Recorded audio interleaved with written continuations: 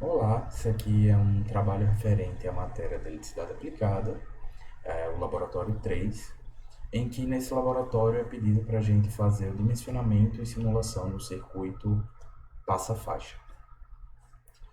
Para começar, eu queria falar um pouco o que é o circuito passa-faixa. O circuito passa-faixa é um circuito em corrente alternada, em que ele utiliza de uma resistência, capacitor e indutor para fazer uma delimitação de faixa de frequência que vai ser passada para a parte de saída do circuito. Ou seja, o circuito ele consegue limitar uma frequência de saída para uma determinada frequência de entrada. Esse circuito pode ser tanto organizado em paralelo como organizado em série. Nesse caso, eu fiz a opção de fazer um circuito em série para fazer o dimensionamento e a simulação. Na primeira parte foi pedido para a gente fazer um cálculo da equação de ganho. Inicialmente foi nos mostrado que o ganho é igual a tensão de saída sobre a tensão de entrada, e a partir desse valor e a partir da fórmula de divisor tensão, eu consegui chegar ao valor que o ganho ele é igual a RJWC sobre RJWC menos W ao quadrado LC mais 1. R é a resistência do circuito, W é a frequência angular, C é a capacitância e L é a indutância. Esse J ele aparece aqui porque a gente está tratando de números complexos. A gente está tratando de uma reatância, de indutância, então a gente está trabalhando com números complexos aqui. No segundo passo, é colocado para a gente calcular que o módulo desse ganho é igual a 1 sobre raiz de 2. Primeiramente, foi feita a fórmula para achar o módulo, que o módulo fica RC ou RWC sobre raiz de RWC ao quadrado mais 1 menos W ao quadrado LC ao quadrado. A partir desse módulo, é feita a comparação com 1 sobre raiz de 2, e a partir de uma comparação direta, é possível verificar que RCW é igual a 1 e RCW ao quadrado mais 1 menos W ao quadrado LC ao quadrado igual a 2. Então, substituindo aqui esse RCW por 1, nós temos que 1 mais 1 menos W ao quadrado LC ao quadrado igual a 2. Nesse caso, se você passar aqui subtraindo, você tem que esse valor aqui é igual a 1. E a raiz de 1 é 1. Então, você pode dizer direto que aqui é igual a 1. E, como os dois valores são iguais a 1, então você pode determinar que um valor é igual ao outro. A partir disso, é possível chegar nessa equação de segundo grau aqui.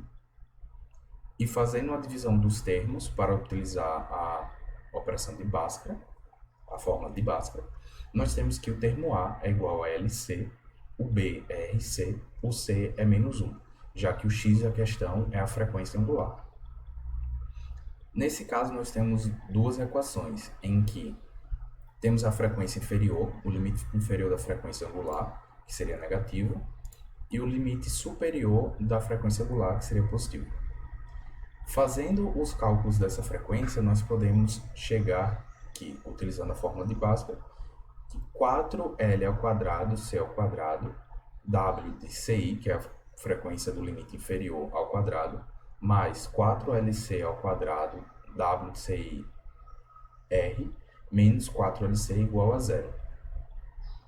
E fazendo o mesmo cálculo, só que agora com um limite superior, nós temos que 4LC ao quadrado, C ao quadrado, W ao quadrado, CS, menos 4L, C ao quadrado, WCSR menos 4LC igual a zero.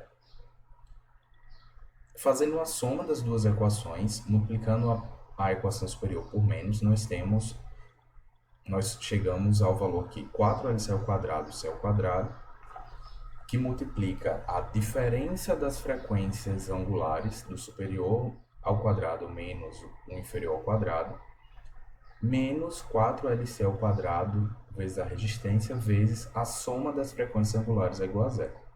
Para simplificar a equação, eu dividi tudo por 4LC ao quadrado, já que é um termo em comum entre as duas partes. Aí consegui chegar aqui. A indutância vezes a diferença do quadrado das frequências angulares mais a resistência vezes a soma das frequências angulares é igual a zero. Isolando, no caso, a resistência aqui, nós temos que a resistência é igual a diferença do quadrado das frequências angulares sobre a soma das frequências angulares vezes a indutância.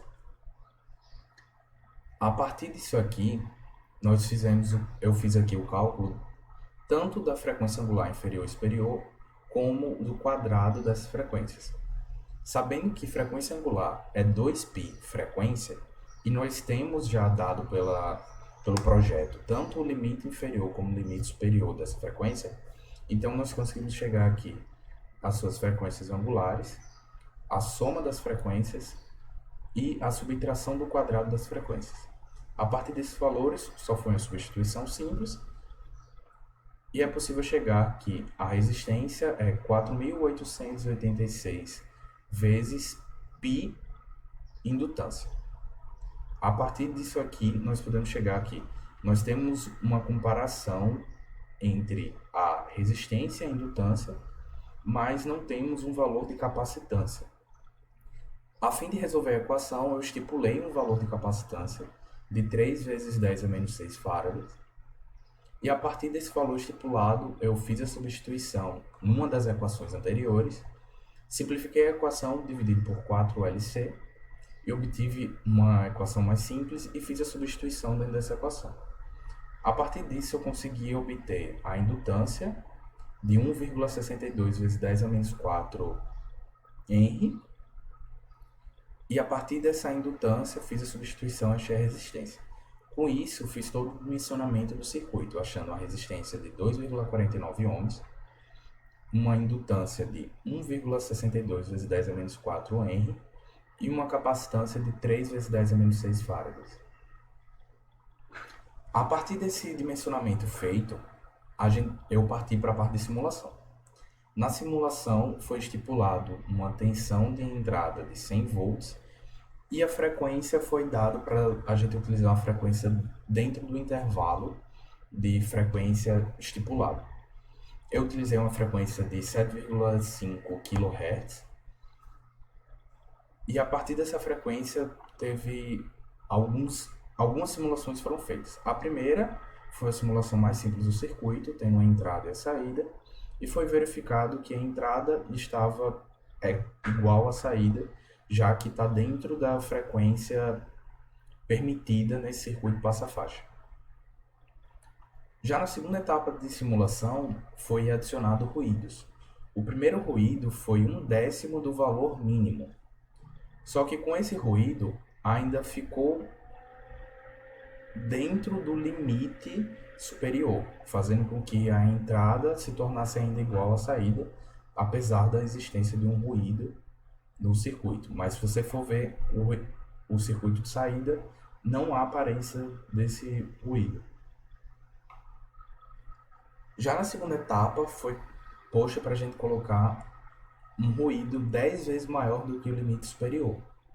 O que mostrou foi a entrada estava com a frequência muito alta, acima da frequência limite, mas a saída ainda estava dentro do limite, ou seja, esse circuito passa-faixa estava fazendo uma proteção em relação ao ruído que estava na entrada. Na última colocada do ruído, foi solicitado que a gente colocasse uma frequência dentro da faixa de passagem. O que aconteceu foi uma atenuação do ruído, mas que nas partes em que a frequência ainda estava dentro da frequência de saída, ele permanecia normal, já quando passava ele dava diminuição no ruído.